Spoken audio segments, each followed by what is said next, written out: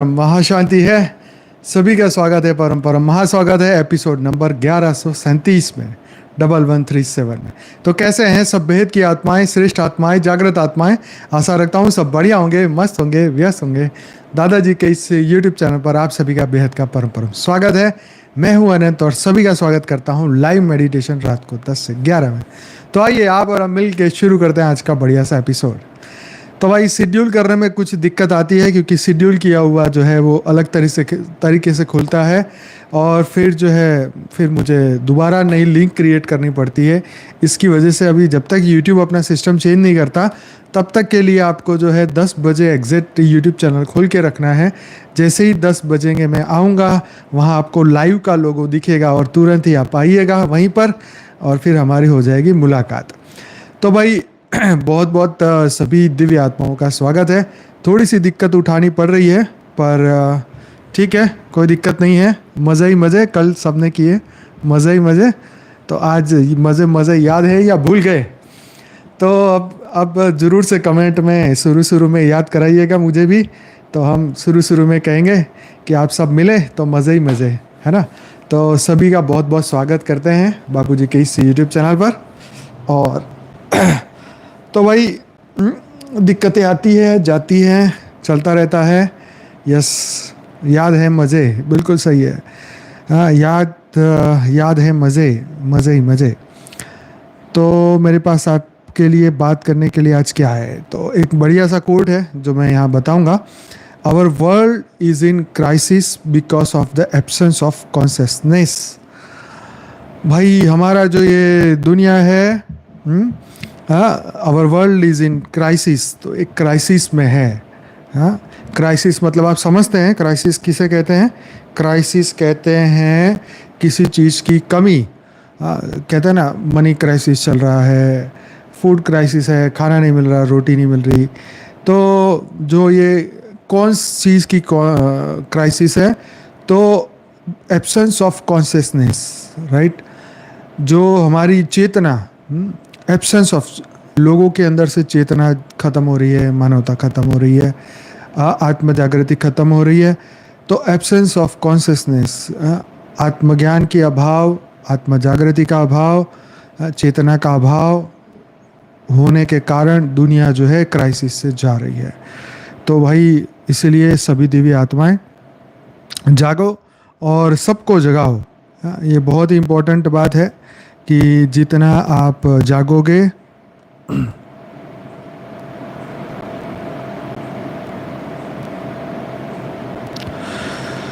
तो जितना आप जागोगे उतना ही दुनिया को फ़ायदा होगा। आपको परम प्रकाश मिलेगा, परम लाइट मिलेगी, परम शांति मिलेगी। तो भाई चलो अब चलते हैं अपने आर्टिकल की ओर। क्राइसिस जहाँ भी हो, जो भी हो, लेकिन अपने भीतर चेतना की क्राइसिस नहीं होनी चाहिए। क्यों? क्योंकि तुम सत्य चित्त आनंद स्वरूप हो, परम प्रकाश स्वरूप हो, परम लाइट स्वरूप हो। तुम्हारे अंदर कोई कमी नहीं है, ठीक। तो इसलिए अपने आप को याद रखिए, ध्यान में रहिए अपने। और करते हैं शुरुआत अपने आर्टिकल की। जहाँ कल छोड़ा था वहीं से बात करना शुरू करते हैं।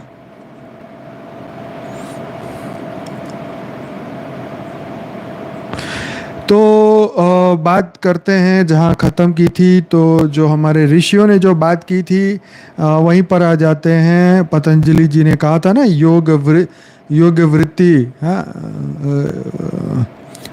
जो योग मतलब क्या? वृत्तियों का निरोध। जो हमारी वृत्ति, हमारे हर पल, हमारे पूर्व कर्म, पूर्व संस्कार हमारे सामने आ रहे, हमारे मन में आ रहे, विचार उठ रहे हैं, भाव उठ रहे हैं, कुछ पल के लिए उन सभी वृत्तियों का निरोध, चित्त की वृत्तियों का निरोध, तो उसको कहा गया योग, ठीक है। तो आप जब रोक कर लेते हैं वृत्तियों का, तो आप परमात्मा में पहुंच जाते हैं।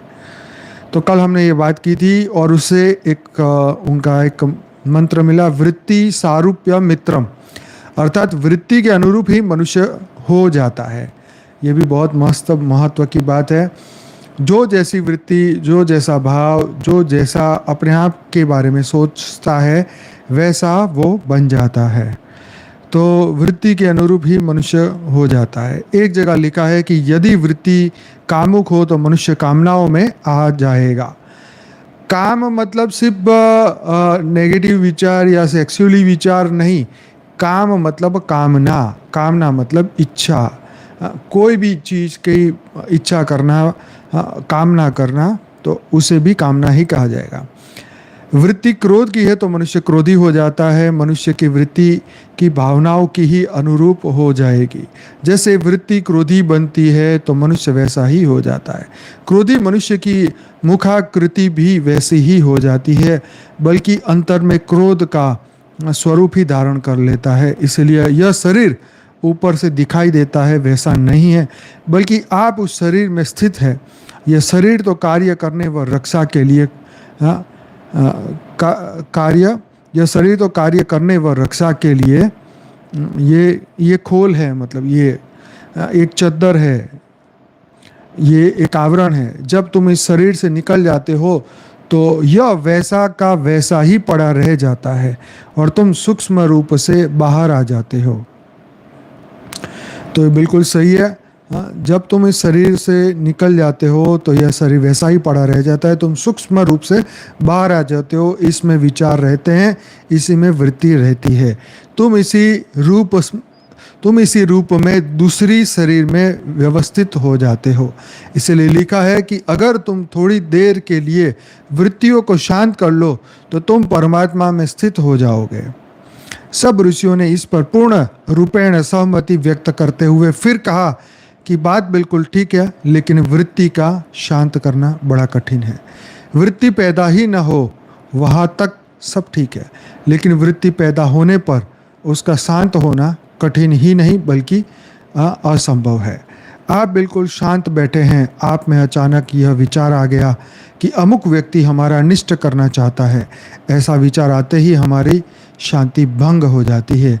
हम अनेक प्रयत्नों में पड़ किस किस को कहने लगते हैं।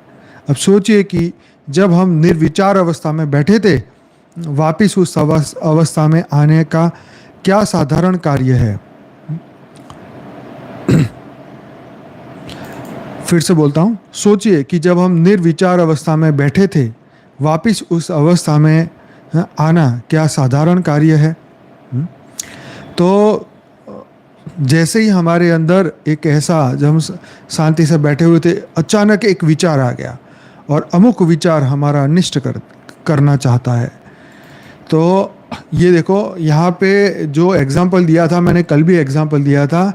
तो मैंने जो एक रील देखी थी डॉक्टर की, उसमें वो बता रहे थे कि अचानक तुम शांति से बैठे हो और अचानक सांप आ जाए तो तुरंत ही तुम्हें उसको देख के तुम्हारा बीपी बढ़ने लगेगा और टेंशन होने लगेगी और तुरंत ही आपका बीपी और शुगर दोनों ही बढ़ने लगेगा।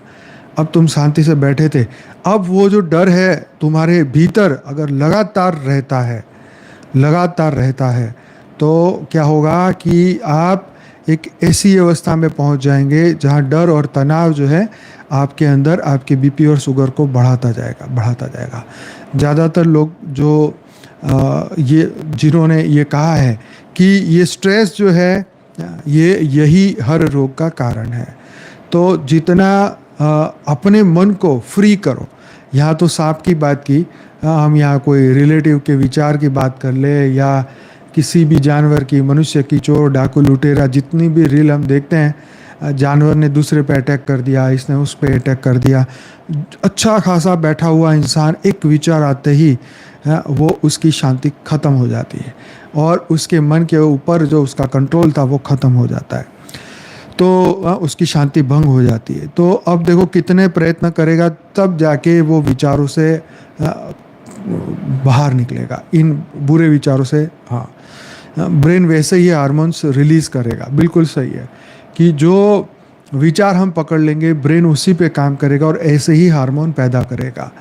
अब हमने डर के मारे हम जैसे एक्सपेरिमेंट भी हुआ है, किसी को बोला गया कि अभी तुम्हारी आंखों पे पट्टी बांध के तुम्हें सांप कटवाएंगे तुमको, और सांप की जगह एक सुई कटवा दी, सुई मारी, तो भी उसके अंदर वही जहर पैदा हो गया जो सांप के अंदर होता है। तो कहने का मकसद ये है कि हमारे विचार अच्छा और बुरा दोनों ही अमृत भी पैदा कर सकते हैं, जहर भी पैदा कर सकते हैं। बस हम चाहते क्या है, बस हमारे ऊपर है। हमारा ब्रेन वही काम करेगा। अगर हम चाहते हैं कि हमें परम शांति मिले तो डेफिनेटली परम शांति हमारा ब्रेन हमें दिलाएगा। हम चाहते हैं परम लाइट, परम प्रकाश, तो पूरा शरीर, माइंड, बॉडी, सोल सभी एक रूप होकर काम करेंगे और आपको परम शांति जरूर मिलेगी। तो अब उन अशांत वृत्तियों को जो कि क्रोध में, लोभ में अथवा मोह में बनी होती है, उनको अब समावस्थाओं में लाना चाहें तो क्या आसानी में आ सकती है? जबकि मन एक पागल आदमी की तरह है, अशांत व वृत्तियों के अथाह समुद्र में लहरें नेले लगता है। क्या हम आसानी से निर्विचार अवस्था में जा सकते हैं? यह असंभव है। असंभव इसलिए है क्योंकि हमारा बैलेंस नहीं है, हम जीवन में बैलेंस नहीं करते, हम शांत रहने की कोशिश नहीं करते। हमें बल जबरी से, मतलब अपने ऊपर बल जबरी से अपने माइंड पे कंट्रोल लाना पड़ेगा। कैसे भी अपने माइंड को रोकना पड़ेगा इन सभी बातों को सोचने के लिए। तुरंत ही आत्मज्ञान को प्रकट करना पड़ेगा और फिर जो विचार आ रहे हैं तो सोचना होगा, ये विचार मैं नहीं हूँ, ना मैं मन हूँ, ना मैं बुद्धि हूँ, मैं तो चैतन्य परम आत्मा हूँ। जो हो रहा है उसे होने दो, पर अपने आप को शांत करने की भरपूर कोशिश करो, परम लाइट, परम प्रकाश में रहने की भरपूर कोशिश करो। तो ये आपको याद रखना पड़ेगा। तो इसीलिए हम आसानी से निर्विचार अवस्था में आ सकते हैं। तो ये असंभव है। असंभव इसलिए क्योंकि हम बैलेंस नहीं करते। अगर बैलेंस करेंगे, अगर हमारा एक टाइम फिक्स हो जाएगा कि इस वक्त हम यही करेंगे तो हम यही करेंगे। जैसे मान लीजिए आपका एक्सरसाइज करने का टाइम है तो आपका वो टाइम एक्सरसाइज के लिए ही है। कोई आ गया तो भी उसको वेट करना पड़ेगा, फ़ोन आया तो बजता रहे, बजने दो। योग कर रहे हो, ध्यान कर रहे हो तो उस वक्त अपने समय को कोई भी कॉल, रॉन्ग नंबर, फालतू में टाइम ना जाया करो। तो ये एक ऐसी प्रैक्टिस आपको करना पड़ेगा कि कुछ देर के लिए आप बाद में भी कॉल कर सकते हो। ज़रूरी नहीं कि हर कॉल जो आए उसका तुरंत ही जवाब दिया जाए, अनलेस एंड अनटिल वो अर्जेंट ना हो। ठीक है, तो अर्जेंट होगा तो अपने आप 2 बार, 3 बार, 4 बार, 5 बार करेगा। कई बार लोग ऐसा करते हैं, 5-5, 6-6, 10-10 बार भी कॉल कर लेते हैं, हमें नहीं उठाते तो बार बार। फिर मैं मैसेज करता हूँ तो फिर रुक जाते हैं। कई लोग मैसेज पढ़ पाते हैं तो रुक जाते हैं, नहीं पढ़ पाते तो बार बार करते हैं। तो होता है ऐसा, ऐसी भावनाओं से दुखी हो जाते हैं, अर्जेंट होता है, ग्रसित हो जाते हैं, टेंशन, स्ट्रेस, तनाव में होता है इंसान, तो कहीं ना कहीं राहत ढूंढने लग जाता है। पर देखो, किसी के पास आपकी प्रॉब्लम का सॉल्यूशन नहीं है। प्रॉब्लम का सॉल्यूशन हमारे भीतर है, हमेशा याद रखिए। इसलिए कहते हैं कि जहाँ दुनिया है वहाँ विचार है, जहाँ विचार शांत हो जाते हैं वहाँ दुनिया नहीं रहती। तो इसको ऐसे समझना चाहिए जैसे एक विचार पैदा हुआ, जैसे डिस्कशन ऑन प्रणव। आपने पढ़ा होगा कि प्रणव उपासना में एक शब्द ओम आता है। ओम की बात यहाँ पे आई तो उसको 4 भाग में विभक्त किया है। अगर हम ओम शब्द के एक एक भाग तय कर ले तो हम दुनिया से छूटकर परमात्मा में स्थित हो जाएंगे, शांत हो जाएंगे। उस भगवान के नाम पर तुम आओ तो तुम शांत हो जाओगे। ओम 4 अक्षरों में पूर्ण होता है। इस तरह 4 अवस्थाओं में शब्द का विभाग होता है। यह ब्रह्म के 4 चरण हैं। अंतिम चरण हलंत में आते ही मनुष्य परमात्मा में प्रविष्ट हो जाता है। अंतिम चरण में जैसे ही वो पहुंचता है तो मनुष्य परमात्मा में प्रविष्ट हो जाता है। जब कोई मनुष्य परमात्मा की तरफ नाम से आगे बढ़ता है, प्रणव की तरफ, उसी क्षण मुक्तियाँ उसके पास आना प्रारंभ हो जाती है। देखो क्या मस्त बात कही है। जैसे जैसे परमात्मा की ओर, परमात्मा की तरफ नाम से आगे बढ़ता है, प्रणव की तरफ, उसी क्षण मुक्तियाँ उसके पास आना प्रारंभ हो जाती है। जब ओम कहता है, जब ओम हम कहते हैं तो भगवान के नाम का पहला अक्षर जब वो लेता है तो वह सातों भूमिका के अधिकारी हो जाता है। सातों भूमिका के अधिकारी वो हो जाता है, यानी उसके लोक में आ जाता है। जैसे कि आप घर से चलकर मंदिर में पहुंचते हैं तो मंदिर का दृश्य देखते हैं, मंदिर की मूर्तियों में देखते हैं, मंदिर में गाना बजाना होता है तो उसे देखते हैं। घर में भरे अशांत वातावरण में लड़ाई झगड़ा था, उसे भूल जाते हैं, मन उधर की तरफ लग जाता है, मन शांत हो जाता है, दूसरे विचारों में आ गए तो घर के विचारों से हट गए, मंदिर के विचारों में प्रवेश कर गए। यही सालोक्य मुक्ति कहलाती है। एक जगह से दूसरी जगह पहुंच गए। सालोक्य मुक्ति यही है कि धरती लोक से सीधे उस लोक में पहुंच जाना, ठीक है, जहां भगवान का वास है वहां पहुंच जाना, उसे सालोक्य मुक्ति कहा गया है। तो ओम की जो यहाँ पे बात बताई गई, ओम का पहला शब्द लेते ही तो ऊपर के, क्योंकि ये 7 लोगों का शब्द है ऐसा यहाँ लिखा है, तो ऊपर के 7 लोक में आप पहुंच जाते हैं बुद्धि से। तो ऐसे ही परम शांति जो है वो परम धाम का शब्द है। आंखें बंद करके परम शांति सोचने से, इसलिए बापूजी ने मंत्र दिया, परम शांति सोचो फिर बोलो, फिर परम शांति मिल जाएगी। तो परम शांति परम धाम का शब्द है। परम शांति सोचते ही हम सीधी परम धाम की अवस्था में पहुंच जाते हैं। यहाँ इन्होंने सालोज्य मुक्ति कहा तो हमने उसे परम धाम में परम तत्व की प्राप्ति कहा, परम लाइट की प्राप्ति कहा। राइट, अब आई बात समझ में। जैसे ओम का उच्चारण करने से सालोज्य मुक्ति की ओर मनुष्य आगे बढ़ता है, ऐसे ही परम शांति का शब्द उच्चारण करते ही वो परम धाम की उस अवस्था में पहुंच जाता है जहां वो निराकारी निर्गुण परम प्रकाश से, परम लाइट से भरपूर था। हाँ, सदैव उसी स्थिति में था। हाँ, तो उस स्थिति में वो पहुंच जाता है, परम शांति की उस अवस्था में पहुंच जाता है, समाधि की वो उच्च अवस्था में पहुंच जाता है, चेतना के उच्च स्तर पे पहुंच जाता है, हाईएस्ट स्टेट ऑफ कॉन्शियसनेस में पहुंच जाता है, जहां पर उसे परम शांति महसूस होती है। मनुष्य कितना भी दुखी हो, कितना भी रोग शोक से ग्रस्त हो, कितना भी बड़े शोक में हो, लेकिन जैसे ही गहरी नींद में जाता है तो वो शांति को पाता है, क्योंकि कॉन्शियस माइंड के सभी विचार खत्म हो जाता है, तब उसको शांति की अनुभूति होती है। वैसे ही हम परम शांति की अनुभूति तब करते हैं जब कॉन्शियस माइंड को चुप करा देते हैं, मन को शांत कर लेते हैं, मन बुद्धि संस्कारों से ऊपर उठ जाते हैं, तब हमें परम शांति मिलती है। तो ये बात आपको धीरे धीरे प्रैक्टिस पे लानी होगी। यस। तो यहाँ बहुत अच्छी बात लिखी है, जो लोग लेट आए हैं जरूर से इसको सुनिएगा। अर्थात ओम कहते ही सालोक्य मुक्ति में प्रवेश कर जाता है। ईश्वर के ध्यान करने का पहला चरण यही तो होता है, जिसमें संसार से हटकर ईश्वर के दरबार में प्रवेश कर जाता है। अब उसने जितनी देर ध्यान किया भगवान का या मंत्र जाप किया, संसार के विचारों से हटकर ईश्वर में प्रवेश किया। ये बात ये ध्यान रखिएगा। ईश्वर के ध्यान करने का पहला चरण यही होता है, जिसमें संसार से हटकर ईश्वर के दरबार में प्रवेश कर जाता है। जब उसने जितनी देर ध्यान किया भगवान का या मंत्र जाप किया, संसार के विचारों से हटकर ईश्वर में प्रवेश किया।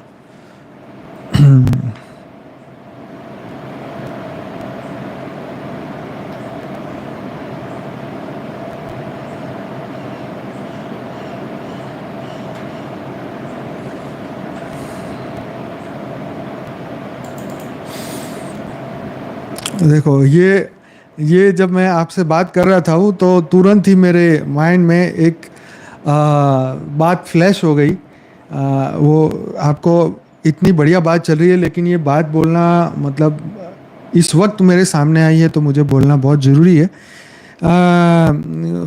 कुछ दिनों पहले मैं अपने गांव की विज़िट पे गया था, जो बापूजी का गांव है।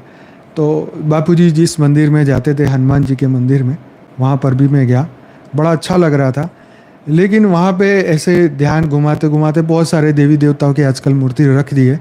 तो वहाँ देखा कि साईं बाबा की मूर्ति भी किसी ने उठा के रख दी है। अब देखो यहाँ पे ये बात क्यों मेरे ध्यान में आई कि जब तक देखो इतनी बढ़िया बात करे तो ये फालतू की बात बीच में क्यों आ गई, लेकिन ये बात करना इसलिए ज़रूरी आई कि जब हम ईश्वर के दरबार की बात कर रहे हैं, हम इतनी दिव्य बात कर रहे थे, हम ऊपर के लोक की बात कर रहे थे, परम धाम की बात कर रहे थे, मंदिर की बात कर रहे थे, और मंदिर में जैसे ही फ्लैश गया और ये मूर्ति सामने दिखाई दी, मतलब इतना बढ़िया वातावरण की बात हो रही थी, सालोज्य मुक्ति की बात हो रही थी, और बीच में ये साईं बाबा आ गए। मेरा कोई पर्सनल विरोध नहीं है उनसे, परंतु गांव में क्या होता है कि मंदिर और आश्रम में यही फर्क पड़ता है, तत्वज्ञानियों में और अज्ञानियों में यही फर्क पड़ता है। वो भावना वाले लोग हैं तो उठा के किसी की भी मूर्ति लगा के रख देते हैं। मैं आपको क्या बताऊं, अभी गुजराती का एक वीडियो है, वो मैंने अभी हमारे एक ग्रुप में मैंने फॉरवर्ड किया था। अभी गुजराती में है, आपको समझ तो आएगी नहीं, पर पता नहीं मैं आपको अभी ऑन स्क्रीन दिखाऊंगा तो कॉपीराइट भी आ जाए, क्योंकि वो न्यूज़ वाला था। तो मैं आपको ग्रुप में उसको फॉरवर्ड करूंगा। मैं आपको अभी समझा देता हूं ताकि आपको समझ में आ जाए कि भाई वो वीडियो में ऐसा था कि एक जगह थी रोड के ऊपर, हाईवे के ऊपर एक जगह थी, वहाँ पे जाते मतलब वहाँ पे एक एक्सीडेंट हुआ, और एक्सीडेंट में दो बच्चे, छोटे बच्चे थे, वो एक्सीडेंट हुआ, तड़प रहे थे और पानी पानी मांग रहे थे, और आसपास के लोग कोई आया नहीं और पानी नहीं मिला। अंत में किसी ने बताया कि ये बच्चे कुछ पानी पानी मांगते मांगते मर गए, और दो बच्चे मर गए। और उसके बाद में वहाँ उसी जगह पे बहुत सारे एक्सीडेंट होने लगे, और बहुत सारे एक्सीडेंट होने लगे। तो किसी ने सोचा कि भाई यहाँ पे कुछ ना कुछ तो भूत प्रेत आत्मा है इस जगह पे, तो भाई उसको तो शांत करना पड़ेगा। और इसके लिए क्या किया कि वहाँ पे 3-4 ईंट लगा के रोड के साइड में एक छोटा सा मंदिर बना दिया। मतलब छोटा मतलब कितना पता है, 4-5 ईंटों का, 2 ईंट इधर 2 ईंट इधर, 2 ईंट उसके ऊपर और पीछे 2 ईंट, ठीक है। और वहाँ पे अननेम्ड, अब वहाँ पे समझ तो सबको आ रही थी कि भाई एक्सीडेंट हो रहा है यहाँ, तो कोई तो आत्मा है जिसके कारण ये हो रहा है। तो उस बंदे ने जो कहा था कि अंत में वो पानी पानी मांग रहे थे, तो किसी भाई ने छोटा सा मंदिर बना के दिया जलाया और उसके सामने पानी की बोतल रख दी, छोटी छोटी आती 2-2 रुपये वाली या 5 रुपये वाली, वो पानी की बोतल रखनी शुरू करी। अब हुआ ये कि अब वहाँ पे जो भी लोग मतलब अब जो भी लोग जाते हैं वो छोटे से मंदिर पे लोग रुकते हैं वहाँ पे और पानी की बोतल चढ़ाते हैं। अब लोगों के ऐसे ऐसे काम होने लग गए हैं जो पहले कभी नहीं हुए। मतलब ऑब्वियसली भक्ति मार्ग में तो भाव ही बहुत बड़ा होता है ना। तो लोगों ने क्या किया, वहाँ पानी के क्रेट लगाने चढ़ाने लग गए। किसी ने पूरी 10 बोतल चढ़ा दी, किसी ने 2। और आप मानेंगे नहीं, जब आप वीडियो देखेंगे तो आप हैरान हो जाएंगे, पता नहीं कम से कम 10-20 हज़ार बोतलें पड़ी है वहाँ पानी की। देखो कितनी बड़ी बात है, आप सोचिए। जहाँ पे वो भूत प्रेत एक्सीडेंट करवा रहा था, अपने होने की उपस्थिति है वो दर्ज करा रहा था कि मेरे होते हुए मैं इतना तड़पा हूँ तो तुम्हें भी तड़पाऊँगा, अगर मेरी इच्छा पूरी करो पानी की तो मैं तुम्हें चैन से जीने दूंगा। तो ये तो हो गई, क्या हो गई बात, हाँ ये आसुरी वृत्ति की बात हो गई ना। लेकिन अभी लोगों को फ़ायदा होने लगा तो लोग आके और चढ़ा के जाते हैं कि भाई मेरी इच्छाएं पूरी हो रही है तो मैं क्यों ना चढ़ाऊँ, 5 रुपये की बोतल ही तो है। हाँ, तो मनुष्य ये सोचता है कि 5 रुपये में क्या जाता है, अगर हो गया तो ठीक है, हाँ नहीं लगा तो भी ठीक है। जैसे लॉटरी वाला सिस्टम है ना, वही वाली बात है। तो मैं ये बताना चाह रहा हूँ, देखो साईं बाबा से कहाँ पहुँच गया मैं यहाँ। तो मैं ये कहना चाह रहा था कि भक्त इतने भोले हैं बेचारे, हैं उनको मन में जो आता है वो अपना तुरंत ही दिया बत्ती करने बैठ जाते हैं। वहाँ पे अपने वही उसको जो दिखा ध्यान में या तो ऐसे ही साईं बाबा को बिठा दिया गांव के मंदिर में। अब मैं वो पुजारी को बोला तो नहीं, पर मैंने कहा अभी अपने गांव में रहना नहीं, क्या बोले किसी को। लेकिन मैं ये सोचने लगा कि कुछ ऐसे लोगों के कारण जो है इन लोगों की पॉपुलैरिटी हो गई है। ठीक है, कोई साधु संत या किसी ने दिव्य तपस्या की है तुम्हारे गांव में रह के, तो आप उनका रखो। हमारे जैसे कोई बालकनाथ महाराज थे गांव में, उन्होंने तपस्या की तो उनकी भी एक फ़ोटो रखी हुई है, तो चलो वो ठीक है। हाँ, वो तो दिव्य आत्मा है। लेकिन ऐसे ऐसी आत्माओं की, ऐसे ऐसे लोगों की मूर्तियां बना बना के तुम मंदिरों में ऐसे ही धरते जाओगे तो तुम्हारा मंदिर क्या बन जाएगा, सोचो। जहाँ पे दिव्य शक्तियों का वास होना चाहिए, वहाँ पे किन शक्तियों का वास होगा, बताओ। हाँ, ऐसे ये बोतल वाले महाराज नहीं आ गए पानी के। हाँ, अब तुम क्या पूरी जिंदगी क्या बोतल ही चढ़ाते रहोगे उसको? हाँ, इससे क्या प्राप्ति हो जाएगी? हाँ, परसों एक प्रश्न था ना कि देवी देवताओं की उपासना करने से क्या परमात्मा की प्राप्ति होगी? डेफिनेटली नहीं होगी।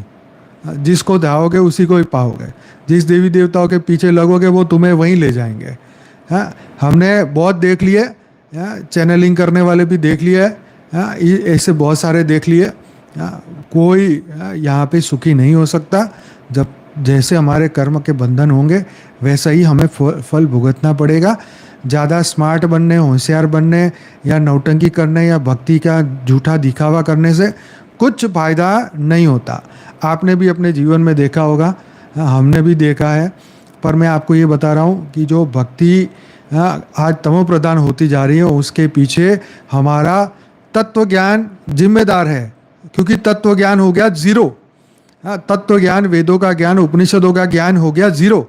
मंदिरों में एक पैसे का ज्ञान का कोई, वहाँ पे कोई पुजारी ऐसा नहीं बैठा जो तुम्हें ज्ञान दे। है, ऐसे दिव्य आत्माओं, महाराजों को, महापुरुषों को वहाँ पे जाके कथाएं करनी चाहिए, लोगों को जागृत करना चाहिए। जैसे पंडितों की भी एक डिग्री होनी चाहिए। ऐसा नहीं घर छोड़ के लाल पीले कपड़े या सफ़ेद कपड़े पहन के बैठ गए तो तुम बन गए पुजारी। अभ्यास किए बिना ये जो ये काम नहीं उनको देना चाहिए। क्योंकि इसी से क्या होता है, हमारी अज्ञानता। किसी ने, आजकल क्या होता है कि भगवान की फ़ोटो कोई लोग गिफ्ट में देने लग जाते हैं। अब कोई गिफ्ट देता है तो लोग अपने घर में लगा देते, फिर कहते हैं अरे हम भगवान की फ़ोटो किसी ने गिफ्ट में दी तो हम तो फेंक भी नहीं सकते, चलो मंदिर में दान में दे आओ। अब मंदिर में जाके तुम पहुंच गए कि लो महाराज हमारे पास एक्स्ट्रा पड़ी है, आप लगा लो। तो उसने थोड़ा डेकोरेशन का समझ के उसने वो मूर्ति उठा के उसके वहाँ रख ली।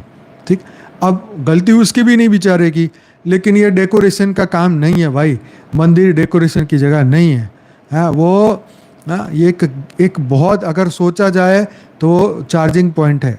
एक सामान्य मनुष्य जब दुखी हो जाता है तो एक सहारा ढूंढता है तो मंदिर में जाता है। हाँ, वहाँ पर भी वो चीज़ नहीं मिलेगी तो क्या होगा? हाँ, ऐसे ही झूठे देवी देवताओं के पूजा करने लग जाएगा तो उसकी आत्मा का क्या होगा?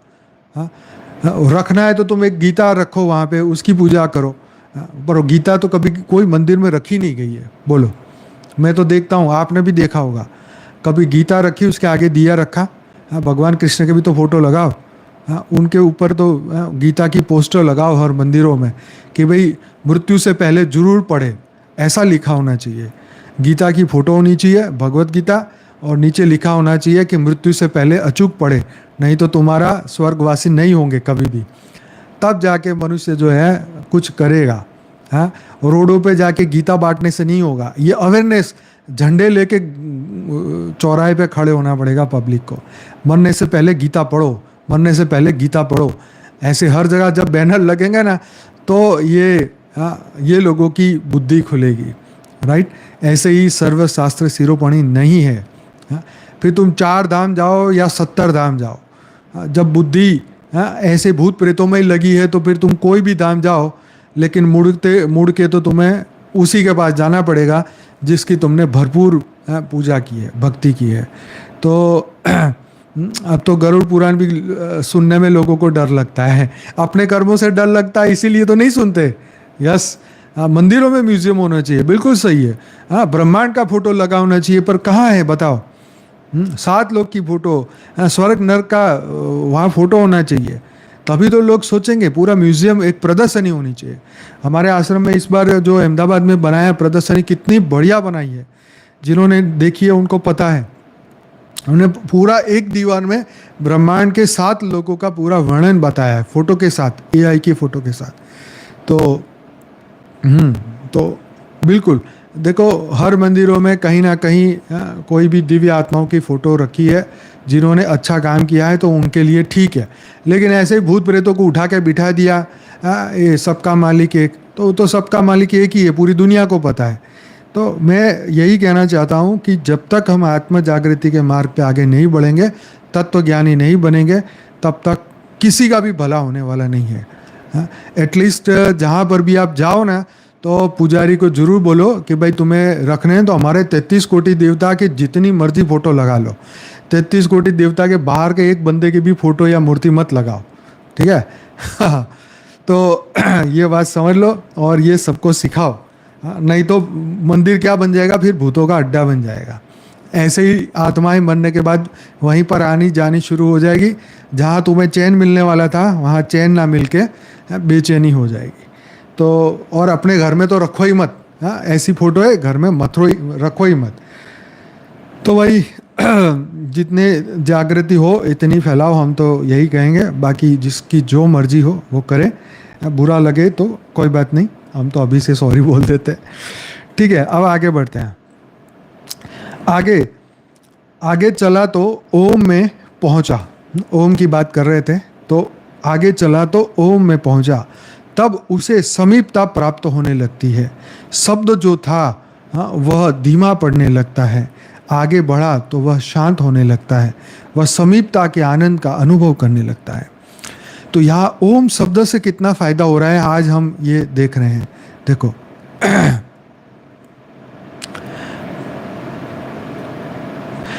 हमारा भाई जो है कुछ ज़्यादा ही लिख रहा है, बाबा जी सांसारिक जीवन में रहकर कोई बाबा जी बन सकता है क्या? भाई बाबा जी बनने की ज़रूरत ही क्या है, तुम जो हो वो बने रहो। बाकी ये सब बातें जाननी है तो कोई साधु संत गुरु महात्मा को पकड़ो, हाँ जी, वो आपको बता देंगे। हाँ भूत प्रेत अंकल की। चलो कमेंट भी जरा ध्यान से लिखना भाई, तुम्हें कोई बैन कर देगा तो फिर कमेंट दिखाई नहीं देगी, फिर तुम्हें जीमेल आईडी नया बना के कमेंट लिखनी पड़ेगी। तो ये यहाँ बात हो रही थी कि ओम शब्द के बारे में, कि हम ओम शब्द को भी नहीं जानते, ओम का मतलब भी नहीं जानते। मंदिरों में ओम शब्द भी नहीं होता। देखो ओम शब्द की हमारी जो ध्वजा, मंदिर के ऊपर ध्वजा होनी चाहिए, उसके ऊपर ओम लिखा रहना चाहिए, राइट। तो वो भी नहीं समझ में आ रहा है, वो नहीं, लोग लगा नहीं रहे। मंदिरों में इस तरीके का फोटो लगना चाहिए ओम। तो देखो ये मस्त बात बताई कि ओम बोलते बोलते आपको समीपता की अनुभूति होगी, शब्द जैसे धीरे धीरे धीरा होने लगेगा तो शांति मिलने लगेगी, और उसके बाद समीपता के आनंद का अनुभव होगा। पर किसके? परमात्मा की समीपता के आनंद का अनुभव होगा। यस, ये बात बहुत ही अच्छी बात है। यह दूसरी मुक्ति सामीप्य मुक्ति कहलाती है। सामीप्य मुक्ति, मन से मुक्ति होके हम समीपता की ओर गए, इसे सामीप्य मुक्ति कहते हैं। चलो बहुत बढ़िया ये बात लिखी है। जब घर की समस्त अशांति उससे छूट गई, वह और नाम लेता वह म पर पहुंचा।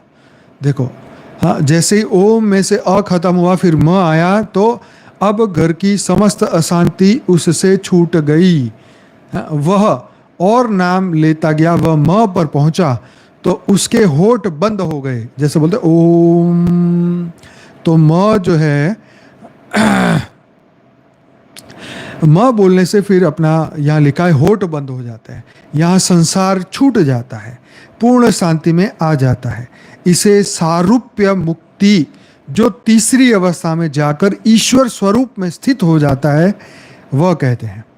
सारूप्य मुक्ति, सारूप्य, सालुज्य, सामीप्य और सारूप्य, पीछे पीछे में बाकी के लास्ट दो अक्षरों में फर्क पड़ता है।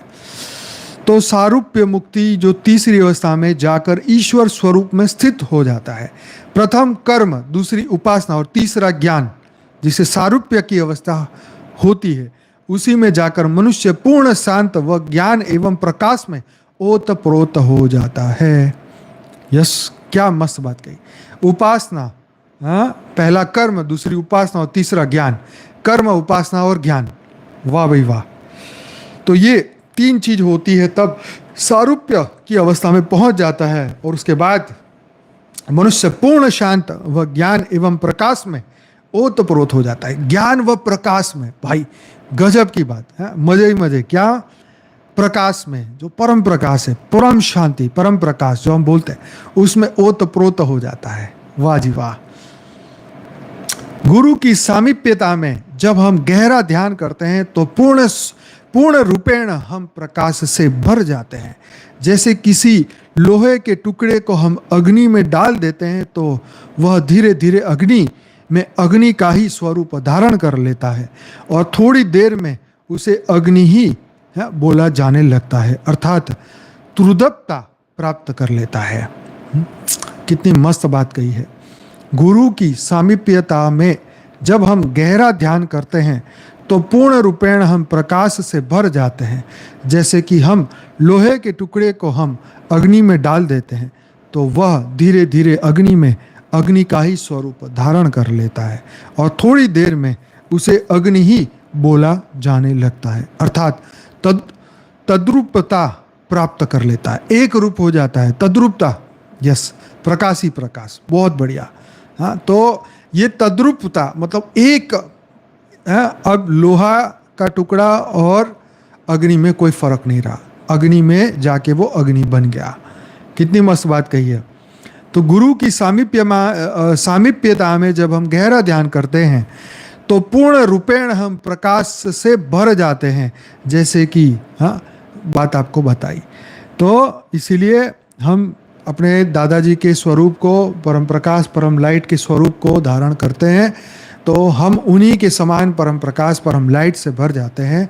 ये बात आज हम बहुत गहरी तरीके से समझ रहे हैं।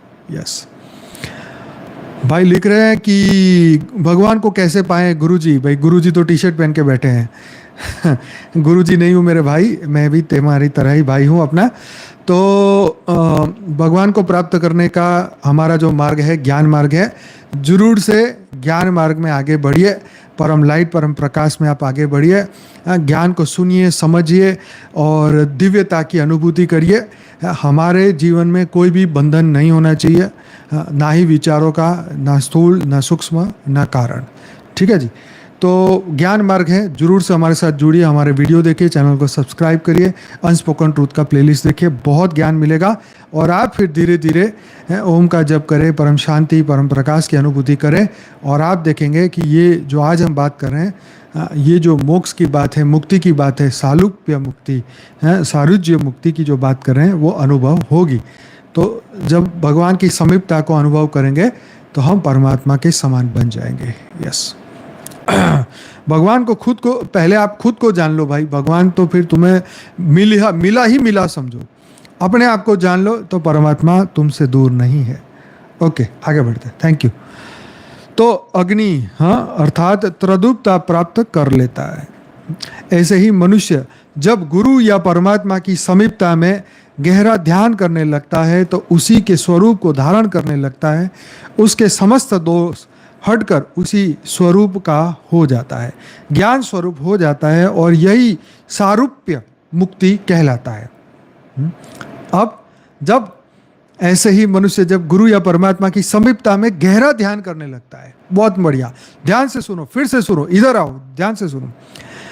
ऐसे ही मनुष्य जब गुरु या परमात्मा की समीपता में गहरा ध्यान करने लगता है तो उसी के स्वरूप को धारण करने लगता है, उसके समस्त दोष हटकर, उसके समस्त दोष हट जाते हैं, उसी स्वरूप का वो हो जाता है, परमात्मा के स्वरूप का हो जाता है, ज्ञान स्वरूप हो जाता है।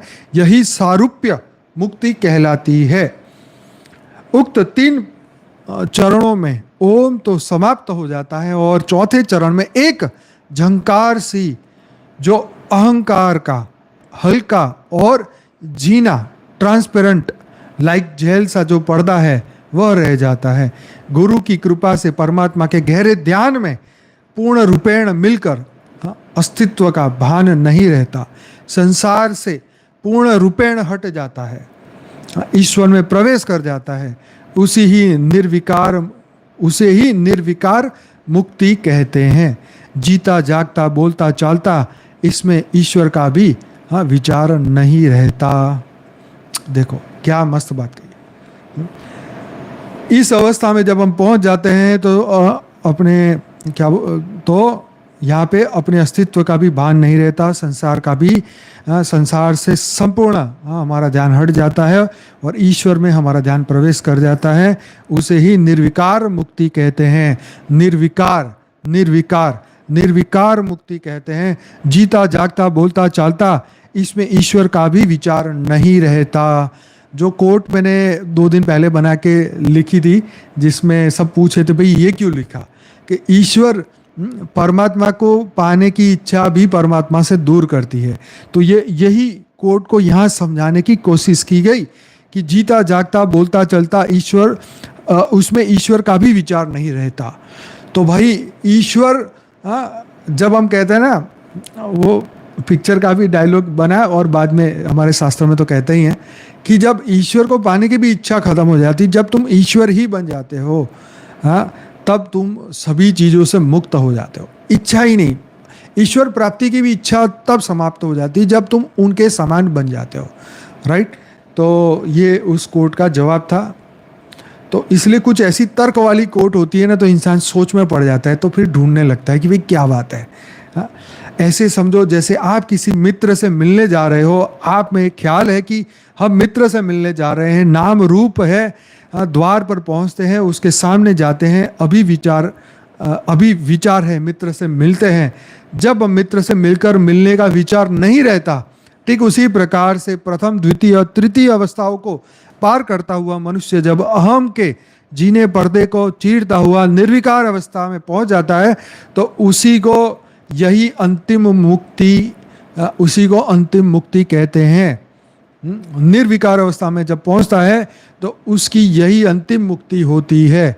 तो ये 4 चीज़ों को आज हमने समझा, बड़े गहरे तरीके से समझा। भाई बहुत इंपॉर्टेंट वीडियो है, ज़रूर से इसे महीने में एक बार सुन लिया करो। अब मैं देख रहा हूँ हमारे जो पुराने वीडियो हैं, आज इतने 1137वां ये एपिसोड है, मैं देखता हूँ जो 200, 300, 400, 500, 600, 700, 800, 900, 1000, मतलब इतने सारे हमारे एपिसोड है जिसको महीने में भी 0 व्यू है, मतलब कोई खोलता ही नहीं है उसे। कुछ ऐसे एपिसोड है, कुछ नहीं, मतलब जो हमारे 1135 एपिसोड है ना, उसमें से मुझे लगता है कि जो डेली व्यू आने वाले तो बस ये रिसेंट वाले वीडियो ही रहते हैं। एक हफ्ते के भीतर जो लाइव वाला आता है ना, उसी को ही यूट्यूब प्रमोट करता है। जैसे जैसे हम आगे बढ़ते हैं तो पुराने वीडियो 0 हो जाते हैं, मतलब चलते ही नहीं है। कभी तो उसको खोल के व्हाट्सएप में शेयर कर लिया करो, कभी तो पुराने वीडियो को कभी खोल लिया करो। अगर उसके ऊपर 2-5 व्यू अगर महीने भी मिलेंगे ना, तो भी यूट्यूब उसे आगे पहुंचाएगा। जिस वीडियो पे अगर टाइटल लगे हुए हैं, उस वीडियो को ज़रूर से महीने में 2-4 बार खोलो। कुछ ऐसी प्रैक्टिस करो कि जिस दिन हमारे एपिसोड नहीं होते, जैसे शनिवार या संडे को हम छुट्टी लेते हैं, उस दिन जो हमारे पुराने वीडियोस है एटलीस्ट मिनट 2 मिनट के लिए खोलो, 5 मिनट के लिए खोलो। नहीं तो ये पड़े पड़े सब जंग लग गए, ख़त्म भी हो जाएंगे, यूट्यूब इसे प्रमोट भी नहीं करेगा। अब क्या ही करे यूट्यूब, क्योंकि 3600 वीडियो है हमारे चैनल में, तो यूट्यूब किसको प्रमोट करेगा? जो वीडियो आगे चलेगा उसी को प्रमोट करेगा। लेकिन हमारी ड्यूटी है कि थोड़े व्यू मिलते रहें।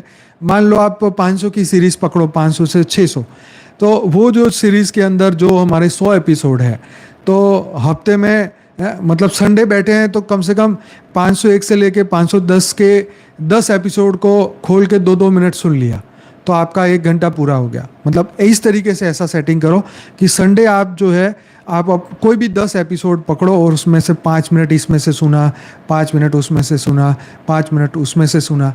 ऐसे ही सुनोगे तो वो वीडियो को शायद एक नया जीवन मिले, क्योंकि ये तो वही बनता गया कि घर बनते गए और पिछले वाले टूटते गए, वही वाली बात हो। तो हम नए चीज़ें मेहनत करके ला रहे हैं आगे, और पीछे वाले वीडियो को व्यू ही नहीं है। यूट्यूब को तो पता ही है, वो उसके दिमाग कहीं और चलता है, लेकिन हम लोग अगर खोलेंगे तो यूट्यूब हमारे को फॉलो करेगा। हम ही नहीं खोलेंगे तो यूट्यूब कहेगा कि भाई तुम्हारे लोगों को इंटरेस्ट नहीं है तो मैं ही क्यों दिखाऊं, है ना। तो भाई ये भी एक समस्या है, पर कोई बात नहीं। आशा रखता हूँ आपको मेरी बात समझ में आ रही होगी।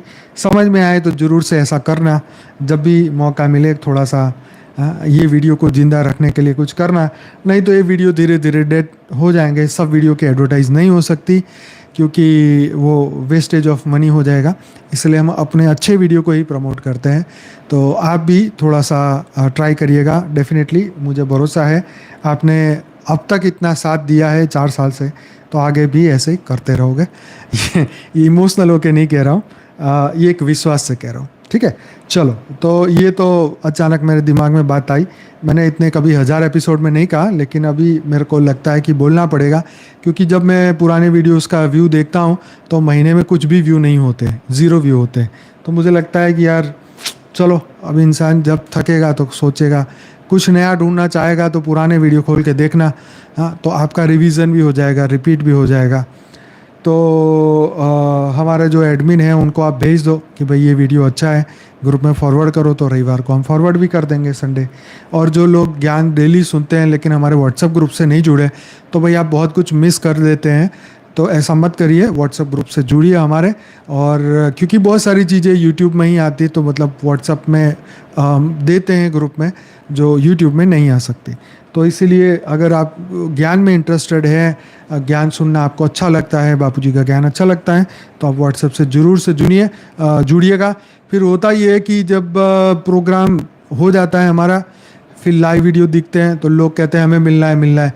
अरे भाई, पूरा साल निकल गया, तब आपने कभी वीडियो नहीं सुनी, लास्ट दिन में आपने वीडियो देखा और तुरंत ही बोला हमें मिलना है, तो ये तो पॉसिबल हो ना पाएगा। तो बहुत बहुत धन्यवाद। आज का समय हमारा यहीं समाप्त हुआ। सबका बहुत बहुत धन्यवाद। आज का ये जो क्या नाम है, आज के एपिसोड को ज़रूर से अपना प्रेम बरसाइएगा। और ज़रूर से इसको दुनिया तक पहुंचाइएगा। आपका बहुत बहुत धन्यवाद होगा भाई। यस। तो आज का टाइटल अभी तक तो वीडियो में नहीं डाला है, मैं डाल देता हूँ ताकि सभी लोगों को ढूंढने में भी आसानी हो जाएगी। तो सभी दिव्य आत्माएं अपनी अपनी आंखें बंद करें, रिलैक्स हो जाए, चिंता स्ट्रेस तनाव से मुक्त होकर परम शांति का ध्यान करिए, परम लाइट परम प्रकाश का ध्यान करिए। जैसे आज हमने सीखा, हाँ, कि ओम का ध्यान करते करते करते प्रकाश में स्थिर हो जाए। प्रकाश में स्थिर हो जाए तो आपको धीरे धीरे परम शांति मिलेगी। तो सभी दिव्य आत्माएं अपनी अपनी आंखें बंद करें, परम लाइट परम प्रकाश की अनुभूति करें। चलिए फटाफट, एक एक सेकंड, एक एक मिनट हमारे लिए बहुत ही इम्पोर्टेंट है। ज़रूर से ध्यान रखिए अपना, एक एक सेकंड वेस्ट ना हो। इस वक्त हम कलेक्टिव चेतना से, कॉन्शियसनेस सबकी एक साथ जुड़ के परम शांति की अनुभूति हम कर रहे हैं।